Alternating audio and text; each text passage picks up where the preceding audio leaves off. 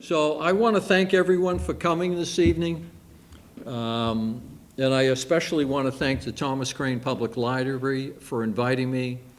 As I always say, when it comes to fire prevention and fire safety education, I'll show up whenever I get an invitation. However, this hour commemorates Smokey the Bear's birthday. Well, he couldn't make it. I'm here in his stead. He's actually celebrating Alexis' 80 years, his birthday, 80th birthday. But I'm delighted to be here just the same.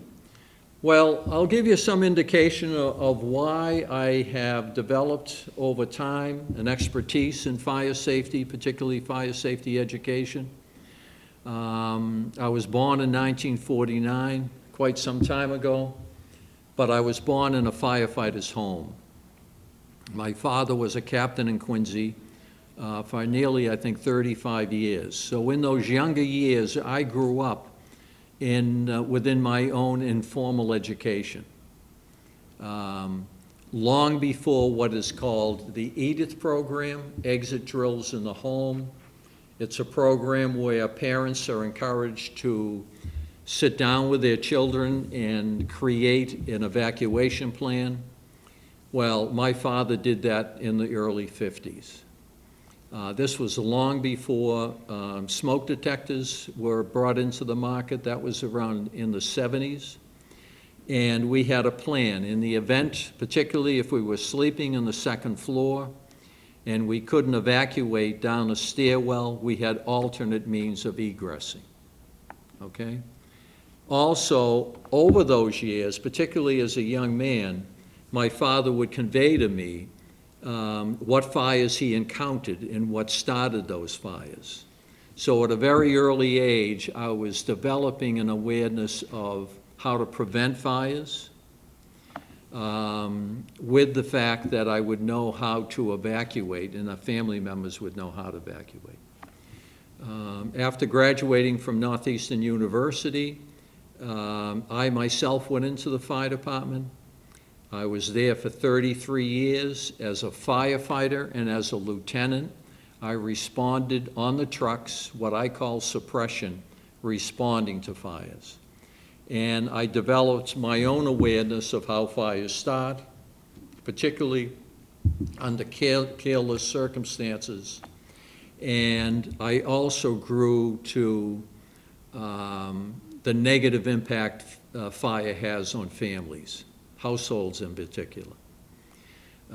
16 years after my initially coming on the fire department, I became a captain. I managed fire prevention for the city, where I enforced code, I inspected, and also learned the value of education. There was so much out of my control in a city of 92,000 people, residents, that I thrived on education because it gave me some sense that I had some control and I could reach out and possibly stop fire for somebody. And I like to think with a great team that I had over the years that in fact we did that. I retired in 2010. I took a year off, which I absolutely loved as a retiree, but then I went on. I was the fire marshal at Dana-Farber Cancer Institute in Boston. They currently have 25 locations, and my focus then was the welfare of our patients, fire safety in particular, and co-workers as well. Just 2 years ago, I retired.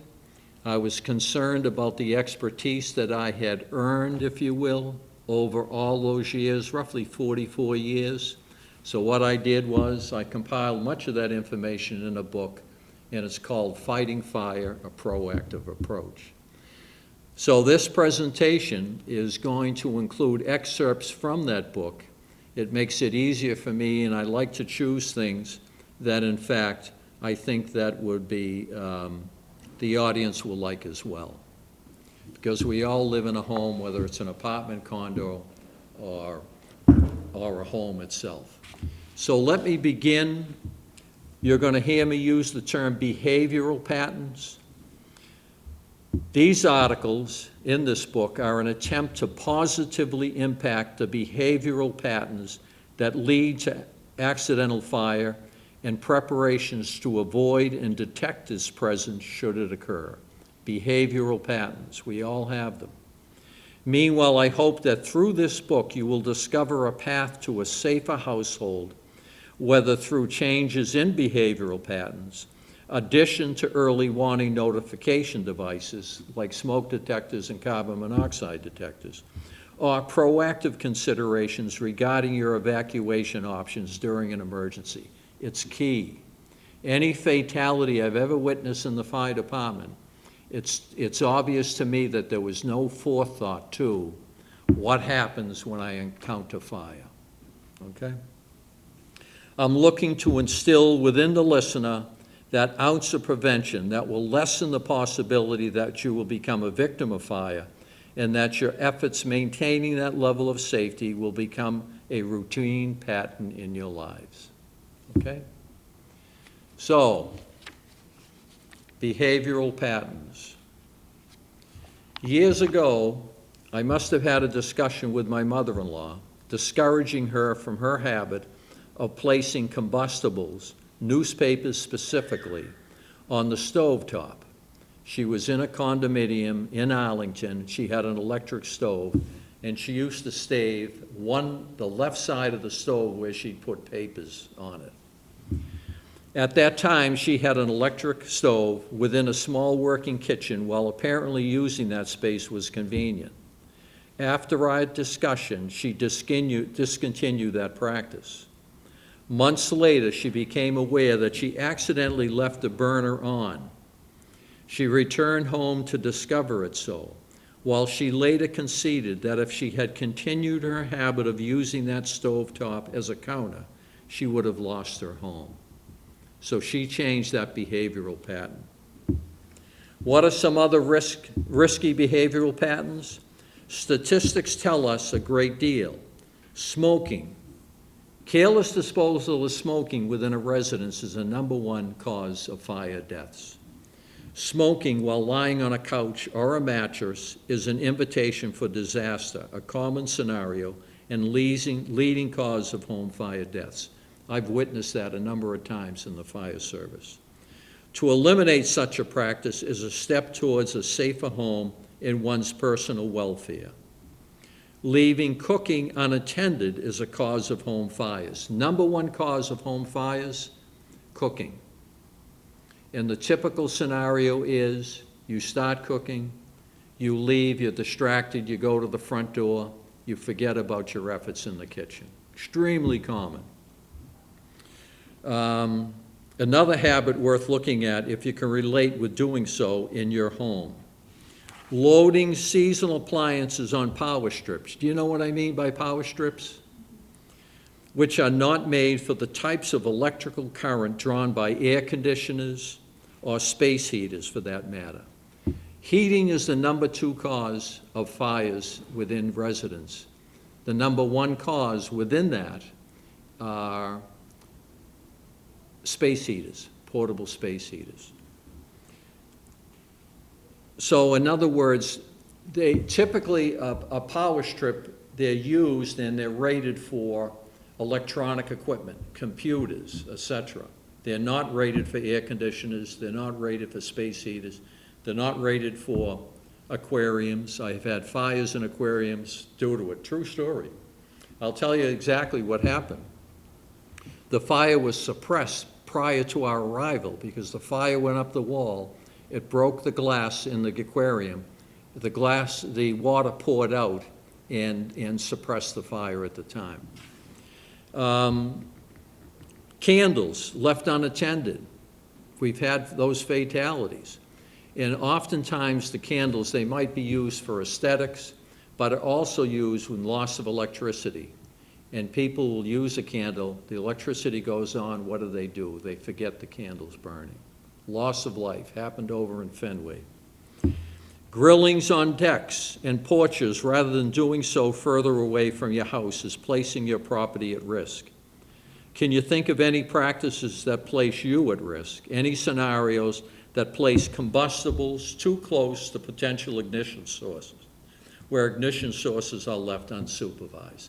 And that's what, I used to inspect the Marriott Hotel, I inspect homes, I inspected pretty much any residence or occupancy within this city. And what you simply look for is where could combustibles come too close to ignition sources. One might argue that I've been doing so certain for years without an incident. Maybe you have, maybe you've been lucky so far, or on the uneventful side of statistics. Meanwhile, it doesn't take much time or effort to scrutinize our behavior and take steps towards safer choices in our routine. So please consider doing so. Any questions on that at all? Well, the next leads me to smoke detectors and the importance of smoke detectors. And I'll give you some stats first. Having smoke alarms in your home can double your chances of survival in a fire. Home fire deaths have been cut in half since the 70s when smoke alarms were first marketed. And of course, smoke alarms are no good unless they're working. I've seen fatalities when the cover's hanging off, there's no battery, and they did absolutely no good. Tragically, about 3,000 people die in fires each year. 60% of the fire deaths occur each year in the US. They take place in homes without smoke detectors. If I hear about a fatality in a fire, particularly a multi-fatality, I can pretty much assume that there was no smoke detector in that occupancy. Now, back in 2010, the powers to be determined that it's not enough to have certain smoke detectors placed in a certain location. You now have to have specific types of detectors in those locations, okay? Within your residence, any smoke detector within 20 feet of a bathroom with a shower or a tub or a kitchen has to be photoelectric, okay? Beyond that, you can use an ionization detector, okay? That might not mean much to you, but particularly to the homeowners here, what many homeowners don't realize, if you sell your home, you need a certificate from the fire department, excuse me, from the fire department. And you have to make sure that, in fact, the smoke detectors you have, if they're located within 20 feet of a bathroom or a kitchen, have to be photoelectric. Why photoelectric? Studies show that photoelectric detectors detect smoldering fires, your typical fire within a residence, far more quickly than the other type, ionization. Could you explain the difference between the two? The only way you're really going to detect the difference, and I love the question, is when you take it off, you're going to see a radioactive pinwheel on the back. That means it's ionization. And that's basically you have a small amount of radioactive material in that detector. It's throwing ions, and if those ions break through smoke, it will activate the alarm. Photoelectric is an actual photo eye, and if it witnesses smoke going past that photo eye, it goes into alarm. But years ago, prior to 2010, it didn't matter as long as you had the detectors in the right place. Now firefighters have to determine whether in fact they're the right detectors. So the new regulations, it was actually at one time in the CMR, the regulations, section 32, now specify the type of smoke detector that can be used in existing homes. This change has no impact on CO detectors. Within 20 feet of an entryway to a kitchen or a bathroom containing a bathtub or shower, a photoelectric smoke detector is the only type that may be used. Whether hardwired detectors or they're powered by batteries, those smoke detectors must be photoelectric. ionization detectors can no longer be used within that 20 feet. Why? Studies have shown that false alarms from cooking and bathroom steam occur more frequently with ionization detectors. And what typically happens under those circumstances? People, if applicable, they'll remove the battery. Okay? While photoelectrics are more effective detecting smoldering type fires. Any questions on that at all? Fire extinguishers. Fire extinguishers. I'm a big fan of having fire extinguishers. And the reason being, if you do come across a fire in a computer or what have you, what are you going to use? Okay? I have a fire extinguisher to my right. I believe one of the best investments you can make for your home is a fire extinguisher. They're an effective tool on small fires. That's the key. You don't use one on a conflagration, a large fire. The idea being, if you have an extinguisher, you can stop a small incipient fire before it gets out of hand. Years ago, I used to conduct an occasional presentation on home safety, and I'd always encourage people to obtain one and hang it in a proper location. Using a fire extinguisher properly might seem complicated, but for household purposes, I believe I can simplify that use. They are only effective if you know where they are and how to use one. There are 3 classes of fire a homeowner will typically encounter. Class A. Well, this extinguisher is called a multi-purpose dry chemical extinguisher. You'll see Class A, which is for trash barrel fires, Class B, flammable liquid fires, and Class C, energized electrical equipment fires. So in a typical household, that fire extinguisher will be effective on any small fire within a trash barrel, flammable liquids, or energized electrical equipment. You can purchase a household extinguisher suitable for these classes of fires if you ask for a multi-purpose A, B, C model, and that's what we have here. You can then avoid using wrong type of extinguisher on a certain type of fire. You don't have to think about it. It is then quite important to install the extinguisher in an appropriate location. You want it in the area where you consider it might be needed, but not too close to the potential problem. For instance, if you want one for your use in a kitchen, don't put it too close to a stove or appliance where a fire might make it impossible to gain access to it. Most importantly, mount it near an escape route. You always want to have a small contained fire in front of you and an exit behind you, because if in doubt, you just leave and get out. In the event of a small fire, you don't want to place yourself further into the room away from exits to gain access to it. You want to be near an exit when you either decide to use it or you leave. That is essential. An extinguisher is a first aid tool for small fires only. Do not put yourself in harm's way. Lastly, there is an acronym we use to teach people how to use an extinguisher, and that acronym is PASS, P-A-S-S. You want to keep yourself 6 to 8 feet away from a fire. The first P in PASS is to pull the pin. There's a pin here. You actually want to pull and twist where there's typically a plastic wire. The A in PASS is aim.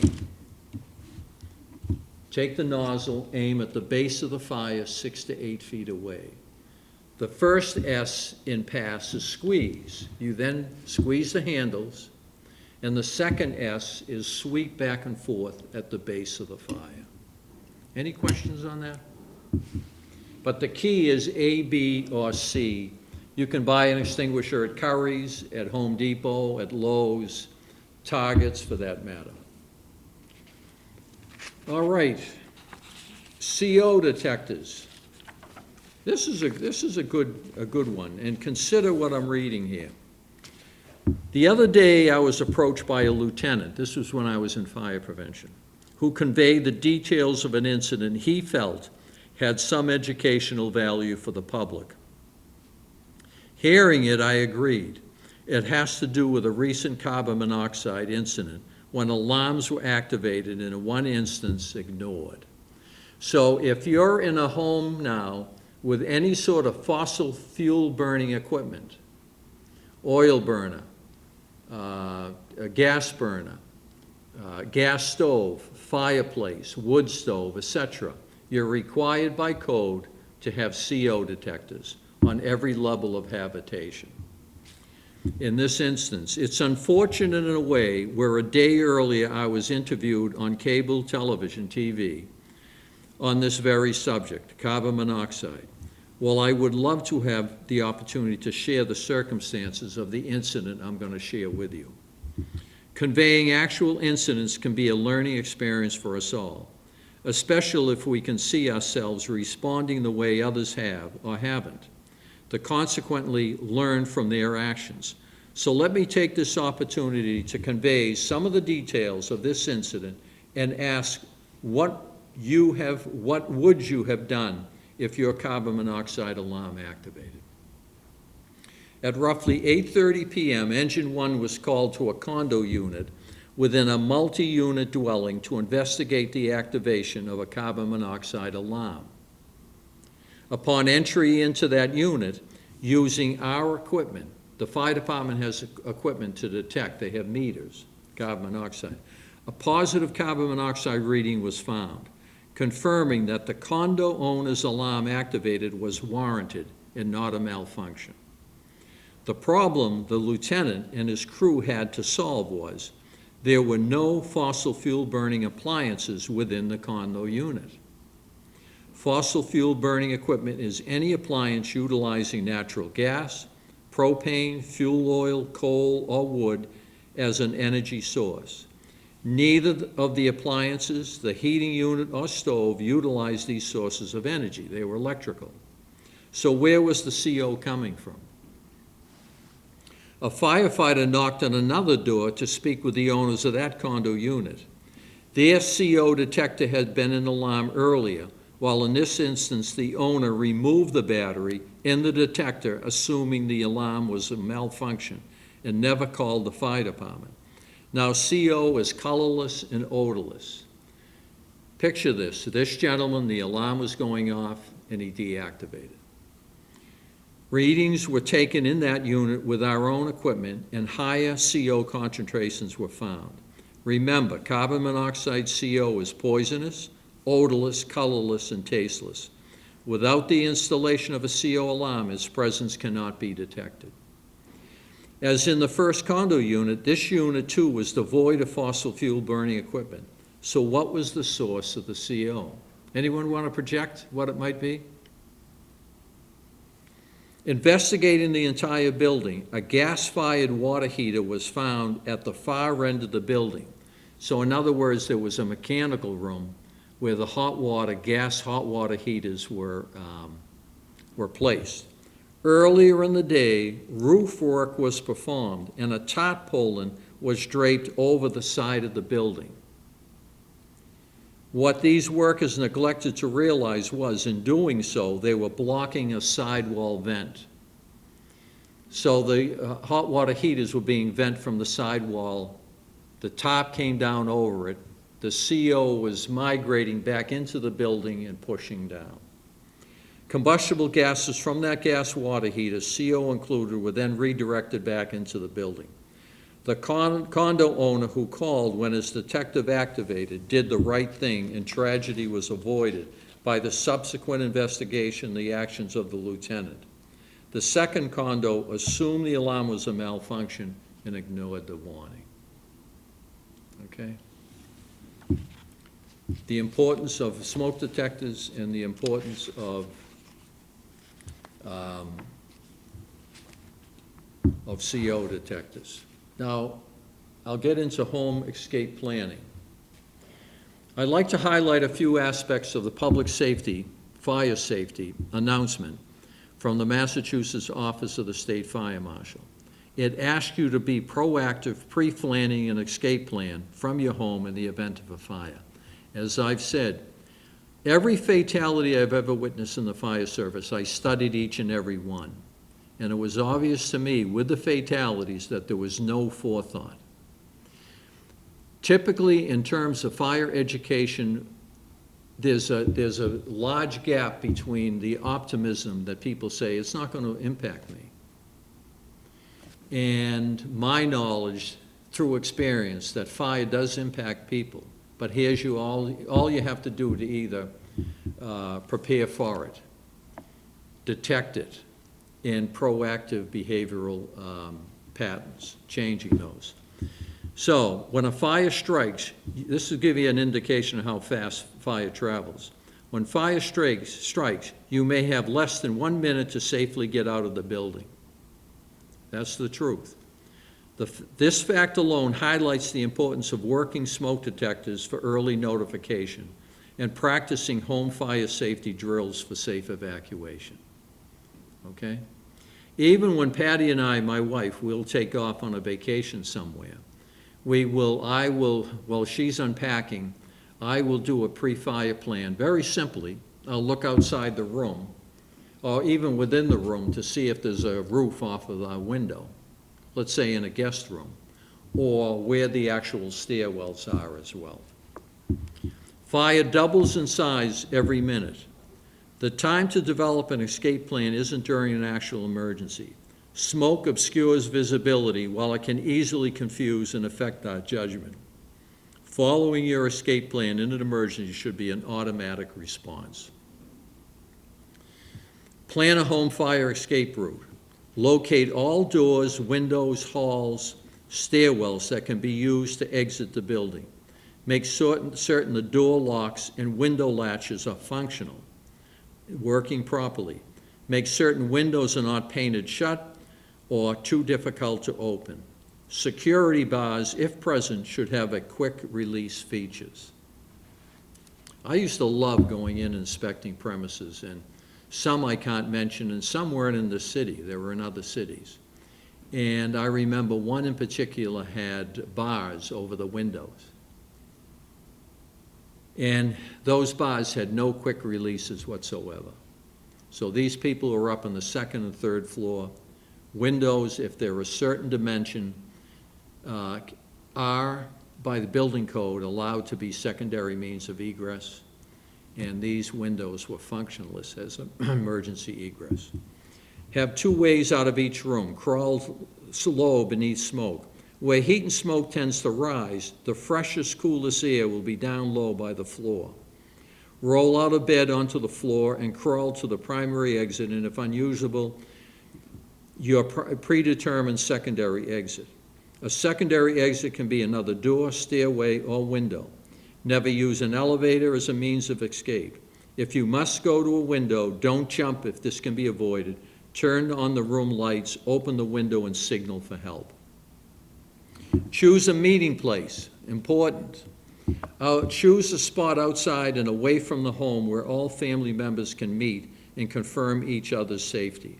How tragic would it be to have all family members escape and someone then re-enter not knowing all are safe and well? And that happens. Designate a meeting spot to confirm full evacuation. Most people have cell phones. Call from the outside or from a neighbor's house, for instance, 911. Practice, practice, practice. Most of that practice, in terms of responding and suppression on the fire department, there was so much control, I used to do it in my mind over and over. I used to choose a scenario on a particular day, a particular fire someplace, and I would exercise my mind to fight that fire. What I'm recommending is the same in terms of your own planning. Any questions on that? Would you like to hear another remarkable story on evacuation? Basement bedrooms. It was always a major concern of mine because people would say, what a lovely place, we can make a nice bedroom down here. If that's the case, what you have to have is appropriate size windows to make certain that you have an emergency egress in the event you can't use a stairwell. A window is considered as an emergency egress. It can't be any higher than 42 inches off of the floor. So if you picture a cellar and a window like this window, even if it can be open, it's not considered an emergency egress because it's too high off the floor. And also, at a minimum, they have to be 20 inches across by 24 inches deep. Okay? Years ago, I recall a fire where a child was sleeping in a basement bedroom. It was a single-family home. The only access to the basement was down in an interior stairwell. There were basement windows, none of which would conform to the size and height that a building code would allow and consider alternate emergency exits. If need be, the windows were much too high off the floor and much too small for anyone to escape. A building inspector would never have improved the bedroom arrangements. Do you know what I mean? In a home, you typically see those little windows way up high. That's what this basement had. In this instance, at the base of the stairwell, walking down to the cellar, on the left was a relatively small utility room. It had an oil burner furnace in it, containing the furnace and a water heater. On the right was a hallway leading to a bedroom at the very end of the basement. During the night, while a child was sleeping downstairs, a fire started within the utility room. I can't recall the cause of the fire at this time. There was no smoke detector at the base of the stairs. There should have been one right at the base of the stairwell on the ceiling to alert the child as the smoke escaped through small openings around the door frame and above the partition. Thankfully, at the time, the utility room door was closed. That's one of the things you want to consider. If you had a fire within a room, close the door to that room. When you're leaving, close the door. That will mitigate the migration of smoke into the exit access and slow the fire down and slow the smoke migration down. As the fire grew, the heat would have built up quickly within the small room. Miraculously, that heat melted the copper tubing solder on a water pipe near the ceiling, and the water pipe joint separated. Don't ever rely on this. And the water sprayed into the room onto the fire. The fire was suppressed as if a sprinkler head had operated over it. It was the noise of the spray which awoke the child, not the smoke detector, because there was no battery.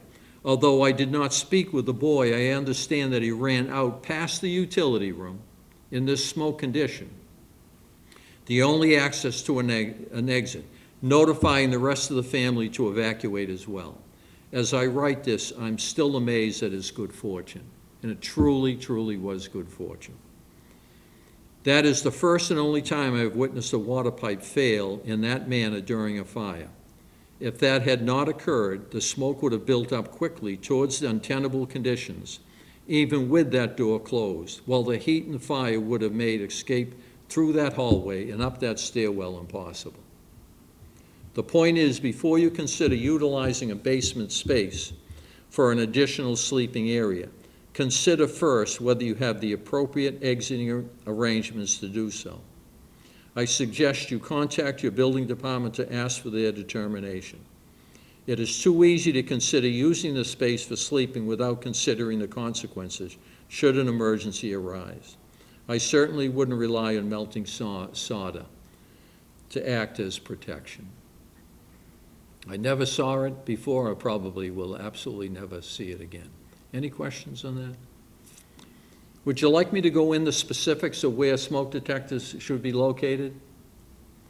In a residence, there has to be smoke detectors on every level of occupancy. Let's take a single-family home. There would be smoke detectors in the basement level, right at the base of the stairwell. You go on the first floor. Let's say there are no bedrooms on the first floor. You want a smoke detector on the ceiling at the base of that stairwell. On the second floor, with the bedrooms centrally located, have a smoke detector on the ceiling within 10 feet of each bedroom. In a house like that, if there was a bedroom on the first floor, you'd need one at the base of the stairwell. If there was a bedroom further away from that, longer than 10 feet, you'd have a smoke detector outside that bedroom as well. Carbon monoxide detectors. Carbon monoxide detectors, too, also have to be 10 feet away from all bedrooms. They have to be on every level of habitation in that single-family home. There has to be one right there as well, anywhere on that first floor. And on the basement, if there's any, this is how I was taught by the state fire marshal. If you have any indication that people spend time in their basement, they might have a pool table, not just a washer and dryer. If they have a pool table or a rec room of some sort, you have to have a carbon monoxide detector in that basement. I have one there anyways. I would highly recommend that. So any questions at all on this presentation? Nothing? Let's say you wake up to the smoke in the bedroom, is there anything in the bedroom that you can use to filter stuff, just on your way out, just to protect your breathing? Just the way out, well, I've never had to do it. We had self-contained breathing apparatus. But is the smoke within the bedroom or outside the bedroom? Yeah, like if you wake up and the smoke's in your bedroom, could you grab a shirt and do that? I would personally, I would grab something over my face as a filtration, but that's only gonna give you so little time, but something, and then get out and get as low as you can. Low as you can out of there. But fire is something to be taken seriously, and I've seen enough. My frustration over all of these years has been trying to sell fire prevention. At Dana-Farber, I used to give presentations in an auditorium, and there'd be a number of people in the auditorium. And I could always tell who had experienced fire, because typically their eyes were set like cement right on my face. They were listening to every word I had. And afterwards, they would come up to convey their experience. Whether an uncle or an aunt had died in a fire, whether they grew up and this and that and every other darn thing. So I wish everyone was like that, particularly when you're giving a 30-minute presentation, to maybe take some of that and make it your own, particularly with the behavioral patterns. You might charge your phone. Are you charging on a non-combustible table, or are you charging it on a pillow someplace? Makes all the difference in the world, you know. But I appreciate you all being here. I love the fact that it's being recorded. QATV will utilize that. And thank you so much for coming.